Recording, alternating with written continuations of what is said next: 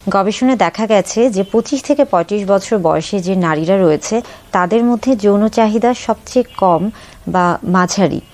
আবার 35 থেকে 45 বা 40 বছরের যে নারীরা রয়েছে তাদের মধ্যে যৌন চাহিদা সবচেয়ে বেশি কাজ করে, এবং একইভাবে 45 বছর বা 40 বছরের পরে যে নারীরা রয়েছে তাদের মধ্যেও যৌন চাহিদা আস্তে আস্তে কমতে থাকে। এখানে আসলে বেশ কিছু বিষয় কাজ করে। সবচেয়ে গুরুত্বপূর্ণ যে বিষয়টি রয়েছে সেটি হচ্ছে হরমোনের যে বিষয়টি। যেহেতু মেয়েদের শরীরে হরমোনের একটা বিষয় কাজ করে, এবং আমরা জানি যে মেয়েদের শরীরে একটি অন্যতম ক্রিয়া হচ্ছে মাসিক, এবং তার সাথে কিন্তু বেশ কিছু হরমোন জড়িত। অর্থাৎ এবং একটা বয়সে গিয়ে বিশেষ করে 40-এর পরে কিন্তু তাদের মাসিক যখন বন্ধ হয়ে যায় তখন কিন্তু তাদের শরীরে একটা হরমোনাল ইমব্যালেন্স হয়ে থাকে, যার ফলে কিন্তু তার শরীরে একটা সব কিছু মিলে কিন্তু একটা নতুন একটা প্রভাব পড়ে। এর ফলে কিন্তু আপনার দেখা যাচ্ছে যে সেক্সুয়াল অ্যাক্টিভিটিসের যে বিষয়গুলি আছে সেটার একটা তারতম্য হতেই পারে।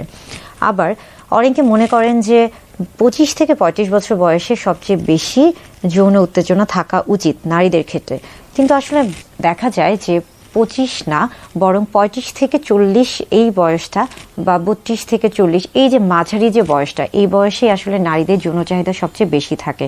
তবে অনেক গবেষণায় আবার দেখা যাচ্ছে যে অনেকে বলে থাকেন যে এই সময় মেয়েরা যেহেতু সবচেয়ে বেশি বিভিন্ন ধরনের কাজে কর্মে লিপ্ত থাকে, বিশেষ করে দেখা যাচ্ছে যে এই সময় তারা বিবাহ বন্ধনে আবদ্ধ হয়, এই সময় তারা বিভিন্ন ধরনের কাজ করে থাকেন, এবং এই সময় তাদের হচ্ছে গর্ভধারণ থেকে শুরু করে বাচ্চা লালন পালন, এই যে বিভিন্ন ধরনের কাজে কর্মে তারা ব্যস্ত থাকেন, যার ফলে অনেকের ক্ষেত্রে আবার এই বয়সে যৌন উত্তেজনাটি সবচেয়ে কম দেখা যায়। আসলে এটা মূলত দেখা যাচ্ছে যে সে যেহেতু বিভিন্ন কার্যকলাপে লিপ্ত থাকে, যার কারণে আসলে সে ওইভাবে সময় পায় না, বা তার যে মানসিক যে তৈরি, একটি শারীরিক সম্পর্কে আবদ্ধ হওয়ার ক্ষেত্রে যে মানসিক যে তৈরি বা প্রস্তুতিটা দরকার হয় সেই সময়টা আসলে সে পায় না।